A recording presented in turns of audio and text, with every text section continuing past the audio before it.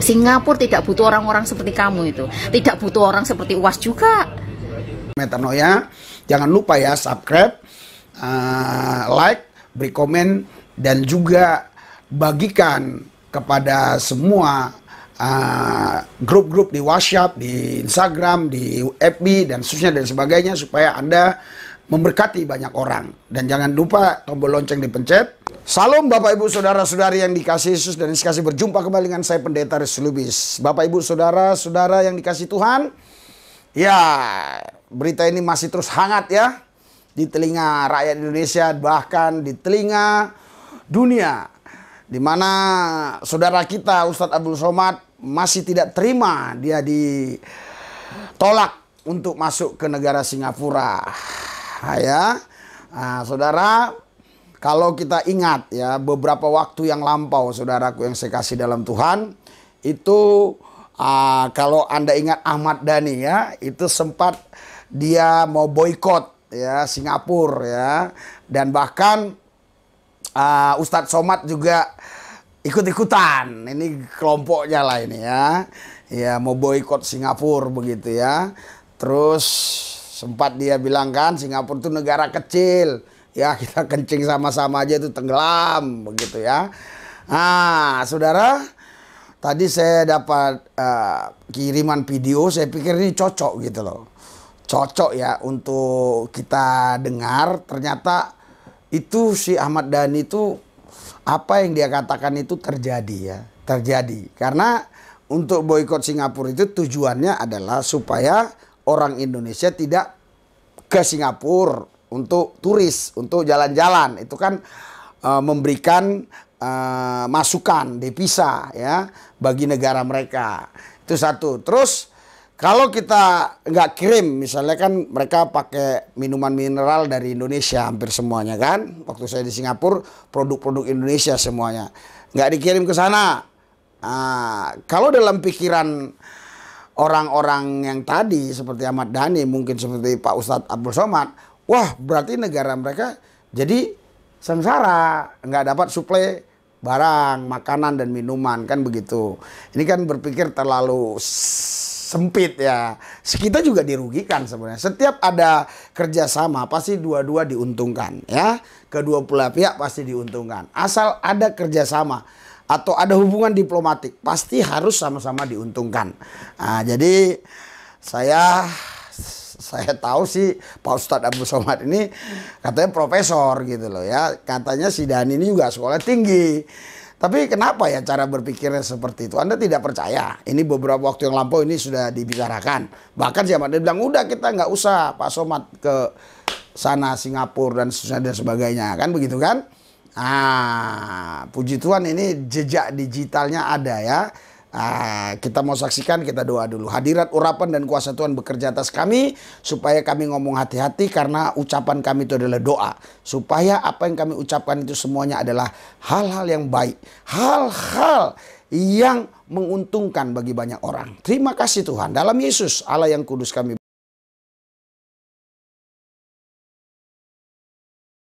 Bu Somad, saya rasa kita wajib untuk tidak datang ke Singapura.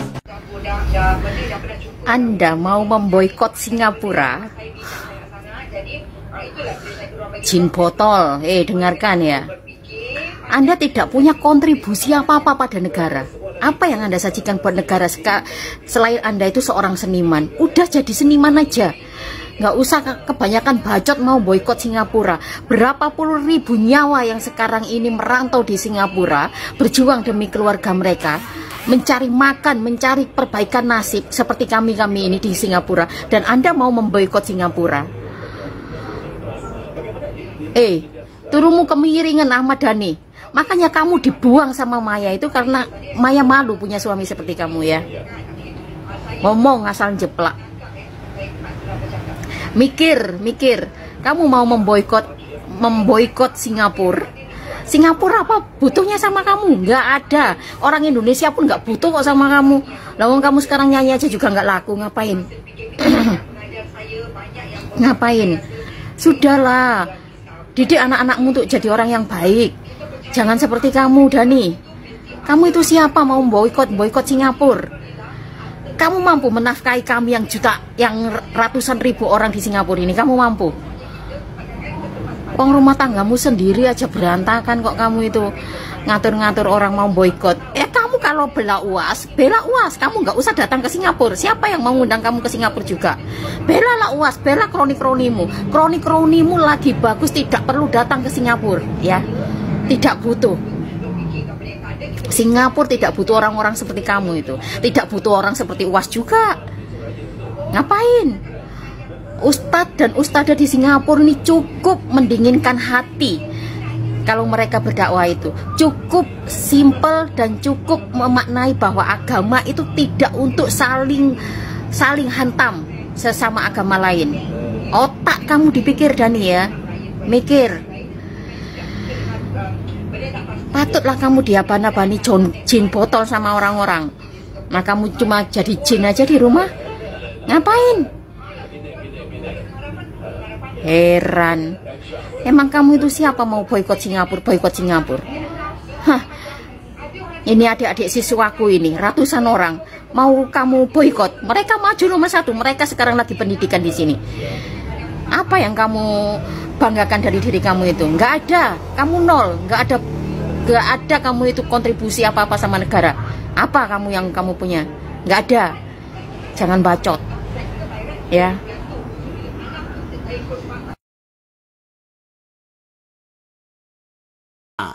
Anda sudah saksikan tadi kan? Apa kata Ahmad Dhani? Apa jawaban ibu itu? Ada berkaitan nggak dengan Pak Ustadz Abdul Somad? Ada kan? Itu saudara. Jadi makanya kita harus menjaga mulut kita ini, menjaga ucapan-ucapan kita, ya, sehingga apa yang kita katakan, kita ucapkan itu tidak berbalik menimpa kita. Seperti waktu beberapa tahun yang lampau, ya, atau beberapa waktu yang lalu, ya, itu sempat ada isu atau sempat ada rencana, ya, atau mereka apa ya, memberikan bukan patwa lah, apalah itu ya, ajakan-ajakan lah ya, untuk memboikot Singapura. Berarti kan Ustadz Abdul Somad harusnya nggak usah ke Singapura dong, ingat dong, ya kan, omongannya kan. Nah, jadi semua bisa termakan omongan, saudara, ya. Nah, kemarin juga udah ada kan videonya yang omongan dia selamat murtad, ulang tahun nggak boleh kan, gitu kan. Nah, ternyata udah lihat kan videonya kemarin kan, apa yang beliau lakukan kan. Nah, cuma dalam bahasa Arab aja, jadi namanya bukan ulang tahun. Iya, saudara, mari kita lebih bagus ya layani aja gitu. Manusia kan masih banyak di Indonesia ini yang sulit nih. Nah, ini ini sulit semua ini. Nah, jangan kita ada yang mau ributkan agama. Mari kita cari jiwa-jiwa. Iya kan? Iya kan? Saya nggak takut sama coronavirus. Misalnya kalau Pak Ustadz Abdul Somad menganggap ini milik dia, ya tak layani. Gitu loh. Kalau saya ya, saya layani. Ibu udah pernah nikah dulu. Jadi yang ketok-ketok kemarin siapa? Jadi saudara nih ya, ketok listrik ya? Kita layani, kita kasih makan, kita kasih firman. Lihat nih, kita kasih firman ya. Kita kasih firman, saudara. Udah dikasih makan, dikasih firman lagi, kurang apa kan? Ini ya. Ya, oke. Ini kita akan buka ya. Dia akan memuliakan Yesus, dia akan memberitakan Yesus, dia akan mengabarkan tentang Yesus, sehingga orang-orang akan mengenal Yesus Kristus adalah Tuhan Allah Juru Selamat yang datang ke bumi mengambil rupa manusia, yang mati untuk menebus orang berdosa, dan bangkit hari ketiga, naik ke surga, menyediakan tempat bagi yang percaya, dan akan datang kembali untuk menjemput orang-orang percaya. Kuasa yang bukan berasal dari Tuhan yang coba mengganggu, menghalangi, kami patahkan dalam nama Yesus. Tuhan Yesus, jadikan kami berkat dimanapun kami berada. Karena kami adalah garam dunia dan terang dunia. Kami harus menjadi berkat bagi banyak orang. Dalam Yesus kami berdoa. Haleluya. Yang percaya katakan amin. Amin. Berikan sorak-sorai bagi Yesus Kristus Tuhan. Amin. Oke, saudara, kita akan baca firman Tuhan terlebih dahulu. Sisakan waktu. Ya, kita harus layani banyak jiwa-jiwa. Ya. Orang Samaria yang murah hati. Pada suatu kali berdirilah seorang ahli Taurat untuk mencoba Yesus. Katanya, "Guru, apa yang harus kuperbuat untuk memperoleh hidup yang kekal?" Jawab Yesus, yang begini-gini harus didukung, apa yang tertulis bukan dalam hukum Taurat, untuk hal-hal yang kau baca negatif. Ini kan jiwa-jiwa. Jawab orang itu, "Kasihilah Tuhan Allahmu dengan segenap hatimu." Itu jalan raya, saudara.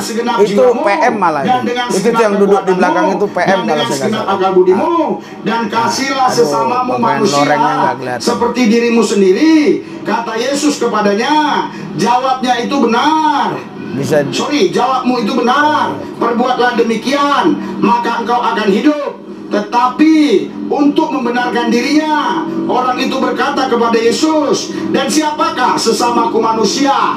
Saudara, ini pertanyaan yang klasik, yang menurut saya pertanyaan yang dibuat-buat ya. Masa seorang ahli Taurat yang hebat, yang sudah berpendidikan tinggi, masa dia nggak tahu sesama manusia itu siapa?